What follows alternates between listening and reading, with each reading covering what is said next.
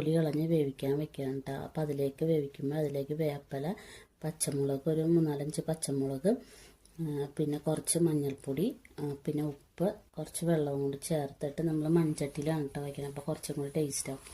മൺചട്ടിയിലേക്ക് അതിലേക്ക് മാറ്റുക, വേവിച്ച് വയ്ക്കുക. അതിന് ശേഷം അതിന് വേണ്ടി അരപ്പെടുക്കണം. അതിന് വേണ്ടിയിട്ട് ഒരു 3 പച്ചമുളകും, കുറച്ച് ജീരകവും, കുറച്ച് മഞ്ഞൾപ്പൊടി, പിന്നെ തേങ്ങ, പിന്നെ നമ്മൾ ചേർക്കാൻ പോകുന്ന തൈര്. ആ തൈരും കൂടി ചേർത്തിട്ട് വെള്ളത്തിൻ്റെ കൺസിസ്റ്റൻസി ശരിയാക്കാൻ വേണ്ടി. അപ്പം ഇനി മാങ്ങ വേവിച്ചെടുത്തു, ആ അരപ്പ് അതിലേക്ക് ഇട്ടു, ഒന്ന് കുഴച്ച് ആവശ്യത്തിന് വെള്ളം നോക്കി, ആവശ്യത്തിന് വെള്ളം വേണമെങ്കിൽ കുറച്ച് ചേർക്കുക. കുറച്ച് തൈരും ചേർത്ത ശേഷം ഒന്ന് ചൂടാക്കി തിളപ്പിച്ച് കഴിഞ്ഞിട്ട് അതിലേക്ക് വറുത്തിടാൻ വേണ്ടിയിട്ട് ഉലുവ, കടുക്, പിന്നെ വറ്റൽമുളക്, വേപ്പില, പിന്നെ തീ ഓഫ് ചെയ്ത ശേഷം കുറച്ച് മുളക് പൊടിയും കൂടി ചേർത്ത് താളിച്ച് അതിൽ ചേർത്തു. അപ്പം നല്ല ടേസ്റ്റ് ആയിട്ടുള്ള കട്ടിയായിട്ടിരിക്കുന്ന ഒരു മാമ്പഴ പുളിശ്ശേരിയാണ്. എല്ലാവരും വീട്ടിൽ ട്രൈ ചെയ്ത് നോക്കുക.